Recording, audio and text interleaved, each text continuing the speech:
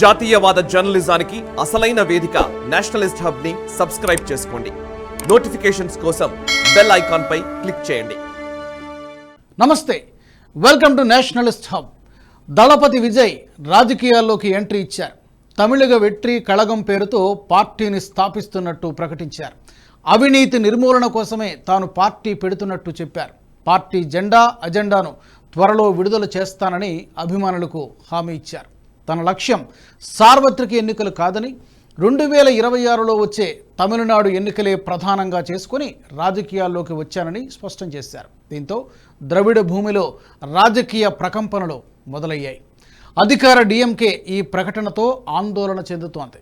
మాట వరుసకు Vijay political ఎంట్రీని DMK మంత్రి ఉదయనిధి స్టాలిన్ ఆహ్వానించిన లోపల తెలియని ఆందోళన ఆ పార్టీని వెంటాడుతోంది. ఇక బీజేపీ దళపతి పొలిటికల్ ఎంట్రీ వార్తతో ఆనందంతో ఎగిరి గంతేస్తోంది. ఈ ప్రకటనపై ఆ పార్టీ తమిళనాడు అధ్యక్షుడు సింగం అన్నామలై స్పందించారు. విజయ్ తనకు సోదరుడు లాంటి వాడని వ్యాఖ్యానించారు. అవినీతికి వ్యతిరేకంగా పోరాడటానికి రాజకీయాల్లోకి రావడం ఎంతో సంతోషంగా ఉందని ట్విట్టర్ వేదికగా ప్రకటించారు. అయితే దళపతి పొలిటికల్ ఎంట్రీ కమలం పార్టీకి ఎలా ఉపయోగపడనుంది? ద్రవిడ రాజకీయాల్లో వచ్చే రాజకీయ ప్రకంపనలేంటి తెలుసుకుందాం.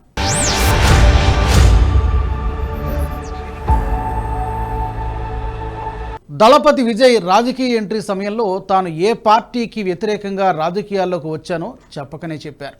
అవినీతికి వ్యతిరేకంగా ఉద్యమం చేస్తానంటూ చెప్పడంతో డిఎంకే పార్టీ టార్గెట్గా పొలిటికల్ ఎంట్రీ ఇచ్చినట్టు తెలుస్తోంది.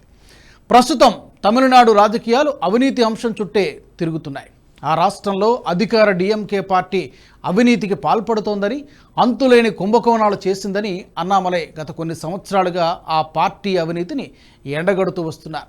ఏకంగా డిఎంకే ఫైల్స్ పేరిట అవినీతి చిట్టా విప్పుతూ వస్తున్నారు. దీన్ని అన్నామలై ప్రకటించగానే తమిళనాడు రాష్ట్ర వ్యాప్తంగా రాజకీయ ప్రకంపనలు వచ్చాయి. కేవలం అవినీతి ఆరోపణలు గుప్పించడం కాదు, తన పోలీస్ స్టైల్లో ఆధారాలతో సహా నిరూపించారు అన్నామలై. ఏ రోజు ఎక్కడికి వెళ్ళారు, ఏ కంపెనీతో ఎక్కడ సంబంధాలున్నాయి అనే విషయాలన్నింటినీ వివరించారు. డిఎంకే సీఎంతో పాటు ఆ పార్టీలోని మంత్రుల చిట్టా కూడా విప్పుతూ వచ్చారు. ఇందులో డిఎంకే ఎంపీలు మంత్రులకు ఏ మార్గాల్లో అవినీతి సొమ్ము వచ్చి చేరిందనే వివరాలను కూడా గణాంకాలతో సహా వివరించారు. సీఎం స్టాలిన్, ఆయన తనయుడు మంత్రి ఉదయనిధిని కూడా టార్గెట్ చేశారు. ఈ అవినీతి చిట్టాను 3 భాగాలుగా విడుదల చేస్తానని ఆ సమయంలో అన్నామలై ప్రకటించారు. ఇందులో స్పెక్ట్రమ్ అక్రమాలు, కాంగ్రెస్ పాత్ర గురించి కూడా వివరిస్తూ వచ్చారు.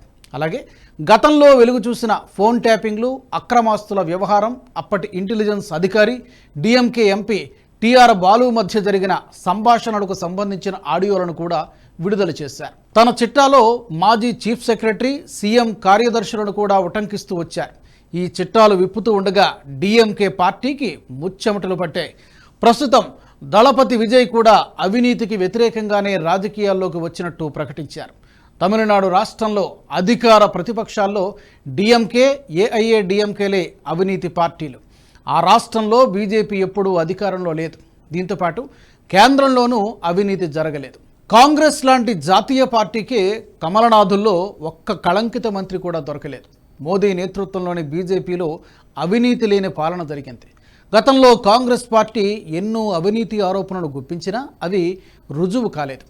హస్తం పార్టీ చేసిన అతిపెద్ద ఆరోపణల్లో రఫేల్ కుంభకోణం జరిగిందనే అంశం ఒకటి. దీనిపై ఫ్రాన్స్ పత్రిక రాసిన కథనం ఆధారంగా భారీగా అవినీతి ఆరోపణలు గుప్పించింది. దీనిపై విచారణ జరపాలని డిమాండ్ చేస్తూ వచ్చింది. పార్లమెంటులో గందరగోళం సృష్టించింది. దీనిపై సుప్రీంకోర్టు తలుపులు సైతం తట్టింది. ఈ అంశంపై విచారణ జరిపిన సుప్రీంకోర్టు బీజేపీకి క్లీన్ చిట్ ఇచ్చింది. ఇందులో బీజేపీ ఎటువంటి అవినీతి చేయలేదని తెలిపింది. అంతకుముందు కానీ ఆ తరువాత కానీ ఎటువంటి అవినీతి మరక లేకుండా మోదీ పరిపాలన సాగింది. ఈ క్రమంలో విజయ్ అవినీతికి వ్యతిరేక పోరాటం కొనసాగిస్తామనే ప్రకటనతో పరోక్షంగా డిఎంకేనే తన లక్ష్యమని చెప్పకనే చెప్పారు. అయితే విజయ్ పొలిటికల్ ఎంట్రీ బీజేపీకి లాభం అవుతుందా అంటే ఖచ్చితంగా అవునని అంటారు విశ్లేషకులు. ప్రస్తుతం ఆ రాష్ట్రంలో బీజేపీ గట్టిగానే పోరాటం చేస్తోంది.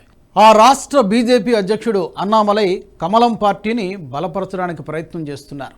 ద్రవిడవాద ఉద్యమాలకు తమిళనాడు రాష్ట్రం కేంద్రంగా ఉంది. ఈ కారణంగా ఆ రాష్ట్రంలో ద్రవిడవాద రాజకీయాలు ఎక్కువగా ఉన్నాయి.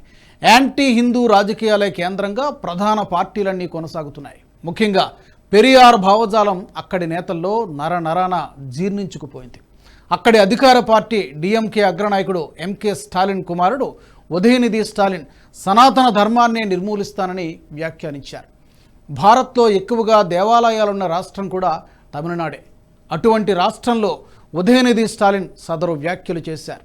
అటువంటి రాష్ట్రంలో అన్నామలై కాషాయ జెండాను పాతడానికి పూనుకున్నారు. తనదైన స్టైల్లో ప్రజల్లోకి వెళ్తున్నారు. అనుకున్నట్టే పాదయాత్రల్లో అనూహ్య స్పందన వస్తోంది.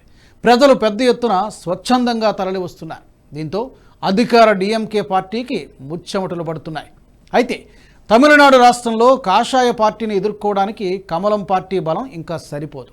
అది మరింత పుంజుకోవాలి. డిఎంకేపై అన్నామలై చేస్తున్న అవినీతి విమర్శలు ప్రజల్లోకి వెళ్లడం లేదు. దీనికి ఆ రాష్ట్రంలోని మీడియా కూడా ఒక కారణం. అక్కడి ప్రముఖ న్యూస్ ఛానల్ అన్నీ కూడా అధికార డిఎంకే పార్టీకే వంత పాడుతూ ఉండడంతో అన్నామలై చేస్తున్న అవినీతి ఆరోపణలకు ప్రాధాన్యత కల్పించడం లేదు. కావాలనే దానికి ఉన్న ప్రాధాన్యతను తగ్గిస్తున్నాయి. ఈ కారణంగానే కమలం పార్టీకి ఏదో ఒక సాధనం కావాలి. అటువంటి సమయంలో దళపతి విజయ్ అనూహ్యంగా రాజకీయాల్లోకి ఎంట్రీ ఇవ్వడం కమలం పార్టీకి కలిసొచ్చే అంశంగా భావిస్తున్నారు. తమిళనాడు రాజకీయాల్లో సినీ గ్లామర్ బాగా కలిసొచ్చే అంశం. ఎంజీఆర్, జయలలిత, విజయకాంత్, కమల్ హాసన్ వంటి నేతలంతా సినీ నేపథ్యం నుంచి వచ్చిన వారే. వీరిలో అధికారాన్ని సంపాదించి అప్రతిహతంగా రాష్ట్రాన్ని ఏలిన వారు కూడా ఉన్నారు. సినీ గ్లామర్కు రాజకీయం తోడైతే తమిళనాడు రాష్ట్రంలో తిరుగుండదు. విజయ్కు సినీ గ్లామర్ మెండుగా ఉంది. అక్కడి అగ్ర హీరోల్లో విజయ్ కూడా ఒకరు. అతడికి ఫ్యాన్ ఫాలోయింగ్ మెండుగానే ఉంది. విజయ్ పొలిటికల్గా ఏ కామెంట్స్ చేసినా దానికి అనివార్యంగా మీడియా ప్రచారం దక్కుతుంది.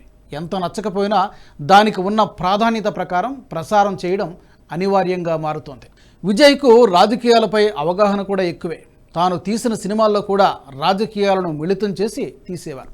తాను సీఎం అయితే ఎలా ఉంటుందనే విషయాన్ని కూడా చెబుతూ వచ్చారు. 2018లో ఆయన సర్కార్ చిత్రంతో ప్రేక్షకుల ముందుకొచ్చారు. అందులో ఓటు రిగ్గింగ్ గురించి ప్రస్తావించారు.